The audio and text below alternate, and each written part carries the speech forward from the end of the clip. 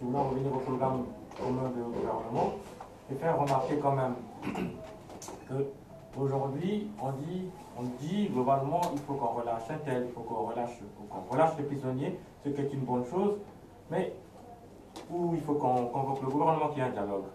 Aujourd'hui, c'est ce que nous avons toujours essayé. Ça n'a jamais marché en fait en réalité. On a posé des conditions où, quand on demande un dialogue, le gouvernement place des systèmes en place, s'en fout ou déplace le problème. Et je pense que la méthode aujourd'hui, de ce que j'ai pu comprendre, c'est de faire abstraction des hommes qui vivent au Congo, de faire abstraction du système qui est au Congo, de considérer que ce système, c'est un système normal peut-être, mais qui est en faillite, et de réfléchir sur le Congo de demain. C'est en ce seul point où nous pouvons nous retrouver, nous projeter, et à partir de ce point projeté, on va faire comme une étude comparative, si j'ose dire. Est-ce que les hommes qui sont en place dans le système au Congo aujourd'hui correspondent à ce que nous voulons faire au Congo de demain? Si c'est non, alors on leur dit, vous avez le choix.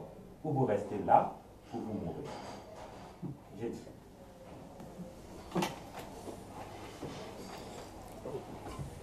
Merci pour la parole. Je la prends déjà rarement, donc j'ai suivi avec la plus grande attention tout ce qui a été dit par le Présidium. C'est l'union pour constituer, convoquer ou bien organiser une conférence internationale. Donc il s'agit de réunir toutes les énergies, d'où qu'elles viennent, pour la réalisation de ce programme de conférence internationale. Je dis bien réunir toutes les énergies sur le Congo. Cela suppose qu'au sortir de cette conférence internationale, toutes les énergies, d'où qu'elles viennent, pas forcément congolaises, mais d'où qu'elles viennent, parce que le Congo est malade, viseront à installer un état de droit, les libertés et l'alternance politique. Les 3 points. État de droit, liberté et alternance politique. À mon avis, ce sont les conditions nécessaires pour la réalisation totale, je dis même totale, de la conférence. Maintenant, les mécanismes, les champs trouveront leur solution, y compris même les préalables, parce qu'on ne peut pas aller à un dialogue sans préalable. Ça n'existe pas. Mais à partir du moment où on a l'idée d'une conférence, à partir du moment où il y a le but de la conférence, qui est celui d'installer un état de droit au Congo, les libertés, puisque actuellement au Congo, il y a même des gens qui ne peuvent pas se déplacer de Brazzaville. Ce sont des opposants, on dit tu restes dans cette surface, tu ne sors pas. Il n'y a pas d'alternance politique, ça n'existe pas au Congo, pour l'instant. Donc ces 3 points-là, à mon avis, suffisent, avec toutes les questions qui n'ont pas été résolues pendant la conférence nationale. Parce que nous avons toujours un passé qui nous suit jusqu'à aujourd'hui. Et évidemment, pour moi, c'est une opportunité qui est offerte aux diasporas congolaises. Je dis bien aux diasporas congolaises parce qu'il y en a plusieurs, d'apporter leur pierre au Congo. Mais dans le domaine de la construction, donc on vient pour bâtir. Après, quand la maison sera installée, chacun pourra compétir en fonction aussi de ses particularités. Je terminerai par une particularité. Donc, je me projette déjà dans la réussite de la conférence internationale. Donc, nous avons réussi la conférence internationale. Et la question de la décentralisation est une question fondamentale. Pourquoi? Parce que le système actuel de Brazzaville, tout est centralisé à Brazzaville. J'habite au Mvumvu à Pointe-Noire, pour avoir un passeport, il faut que le passeport arrive à Brazzaville. C'est Brazzaville qui va signer mon passeport, moi qui habite en Mvumvu. Ou bien j'habite un quartier de Wando, ou bien j'habite un quartier de Brazzaville, enfin un quartier là-bas à Ouesso, il faut que le passeport soit signé à Brazzaville. J'ai une question à résoudre sociale à Ouesso, il faut que le dossier soit transféré à Brazzaville. Ou ceux qui décident sur Ouesso ne connaissent ni les réalités de Ouesso et même ni sa température. Donc, le principe à retenir parmi les intelligences congolaises serait que les décisions soient prises proches du citoyen. Là où il habite, c'est là où il prend ses décisions. Donc, il faut un transfert de compétences, mais également de ressources au niveau des régions. Ça, c'est un ballon que je donne entre les mains de la société civile qui est seul capable de s'extraire du système actuel. Parce que le système politique actuel étouffe toutes les libertés, étouffe toutes les individualités, toutes les initiatives que nous pouvons prendre, un système qui est verrouillé, le système politique. Or, actuellement, seul le système citoyen, le système de la société civile, est libre de porter certains messages à la hauteur des enjeux. Donc, alors, au sortir de cette conférence internationale, il faut accorder non seulement le pouvoir au département ou aux régions, mais aider aussi la société civile pour s'approprier de certaines questions. Comme ça, il sera toujours gardien, il sera toujours le flambeau sur certaines questions qui ont été longtemps des nœuds, qui ont empêché les énergies de faire éclore le Congo. Donc, j'en ai terminé. Monsieur Bantimba, je poserai peut-être pas une question, mais je reviens sur l'inquiétude du grand frère Massengo Tchassé sur cette conférence internationale. Je veux peut-être peut-être qu'il n'a pas été peut-être clair, mais moi aussi, donc, je partage son avis, ou je me poserai la question, qui finit par une question. Est-ce que pendant cette conférence internationale, les responsabilités seront établies, oui ou non?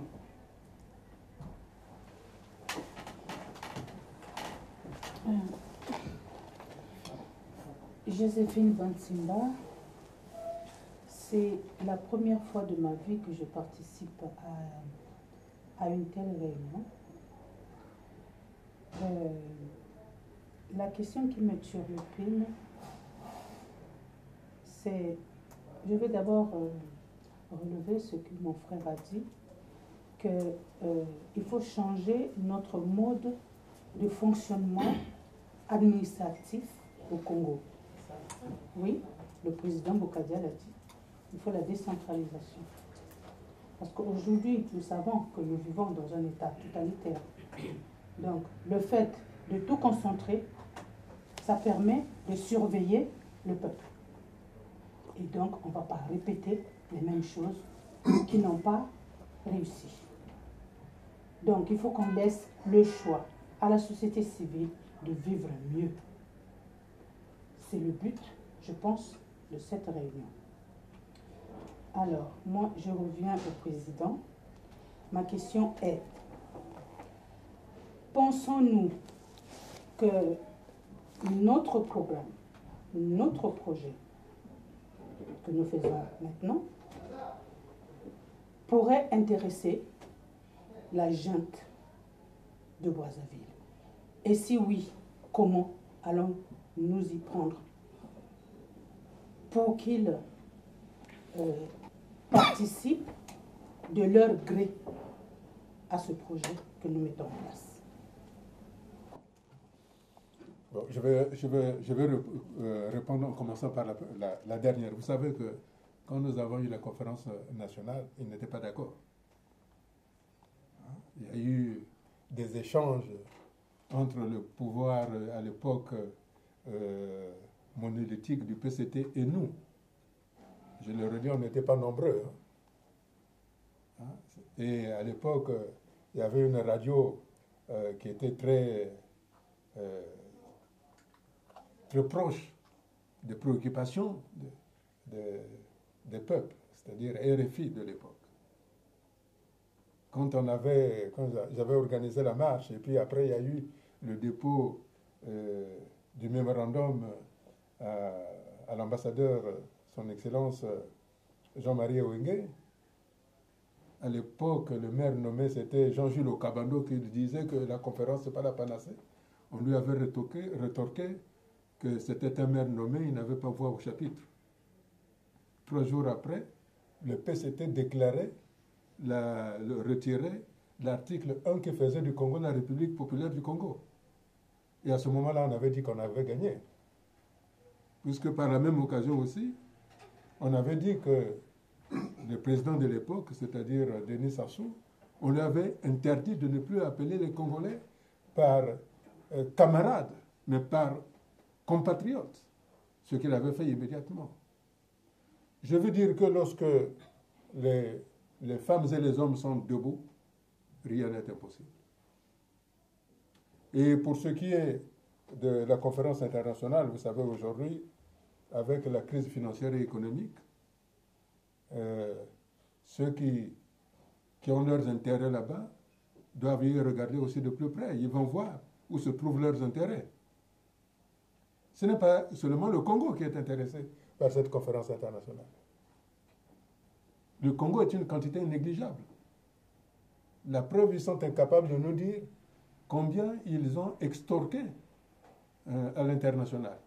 On est obligé de le forcer pour savoir, il y a tant de dettes. Donc, vous savez, quand on vous prête de l'argent, il faut savoir le rendre. Donc aujourd'hui, je crois, toutes les conditions sont réunies pour que, comme le disait, je ne sais pas qui, là, qu'est-ce que vous dit que le pouvoir de Brazzaville n'est pas demandeur pour se sortir de cette situation? Mais, en ce qui nous concerne, ce n'est pas le pouvoir de Brazzaville qui nous intéresse tant. C'est le Congo et nos enfants qu'on a fait ici. Et ceux-là, des contacts, des relations, des échanges que j'ai eus avec les autorités françaises, la première remarque qu'ils ont faite, mais vous êtes dispersés. Voilà. Entendez-vous parler d'une seule voix? Et on verra, je cite, Édouard Philippe, Premier ministre français, dans quelle mesure la France vous aidera à asseoir la conférence qui permettra de régler le problème de la réconciliation et du développement du Congo. Je ferme la citation. Ça veut dire qu'eux aussi, ils sont en train de voir comment s'en sortir. Je ne parle pas non plus des autres contacts que j'ai eus à l'étranger, où ils sont aussi demandeurs. La seule chose, la seule inquiétude qu'ils ont, c'est que les différentes sensibilités de la diaspora empêchent une prise de décision commune.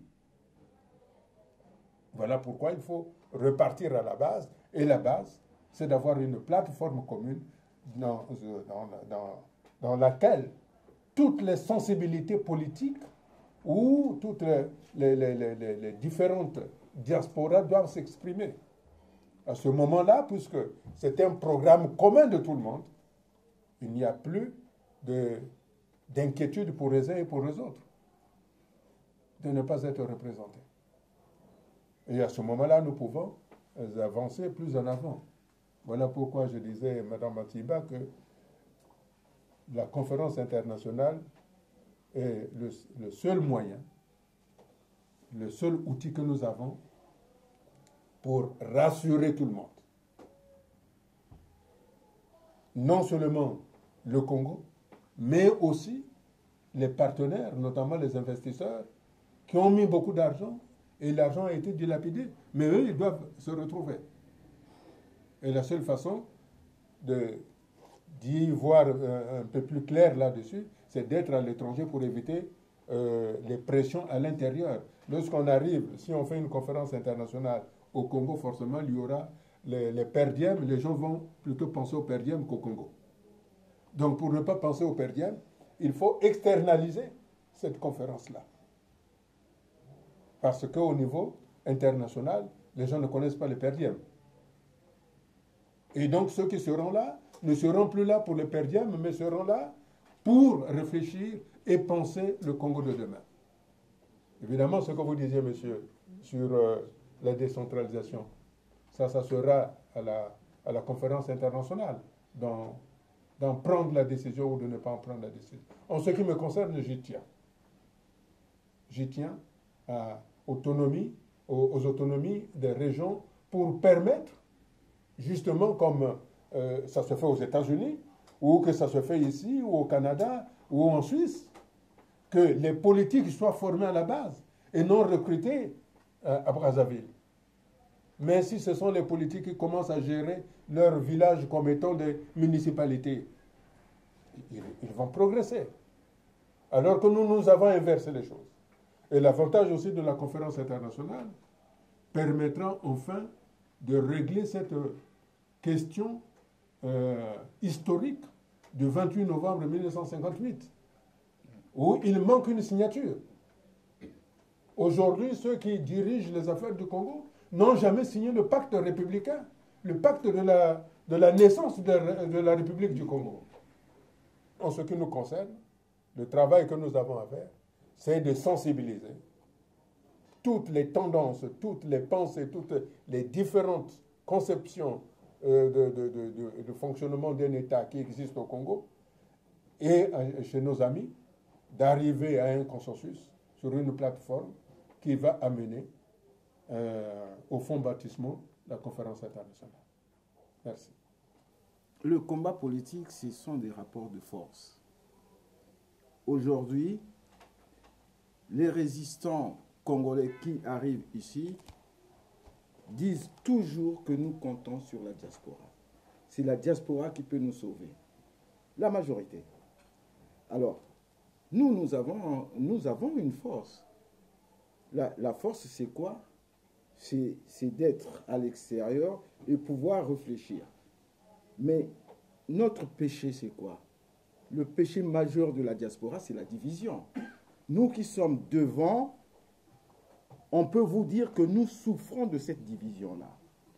Au moment où je passe voir Edouard, Boukadia est passé. Si ce n'est pas Boukadia, le ministre est passé. Ou si Yayos est passé. Ça voudrait dire qu'ils ne peuvent pas nous prendre au sérieux. Et cette réclamation, nous l'avons tout le temps. Regroupez-vous d'abord et après, on verra ce qu'on peut faire. Mais notre question ici, c'est sommes-nous d'accord pour cette plateforme? Et pourtant, nous y sommes. Et qu'est-ce qui fait que nous ne puissions pas aller au-delà? Pourquoi je dis nous y sommes? Il y a des questions. On a parlé tout à l'heure du droit, de la décentralisation. Il y a plusieurs problèmes qui nous préoccupent, mais ces problèmes qui nous préoccupent là, si on est d'accord pour une plateforme, pour une conférence internationale, ce sont des contributions pour penser le Congo de demain. Donc, c'est-à-dire que tout un chacun aurait une responsabilité par rapport à ce qu'il croit défendre pour le Congo de demain, d'apporter sa contribution.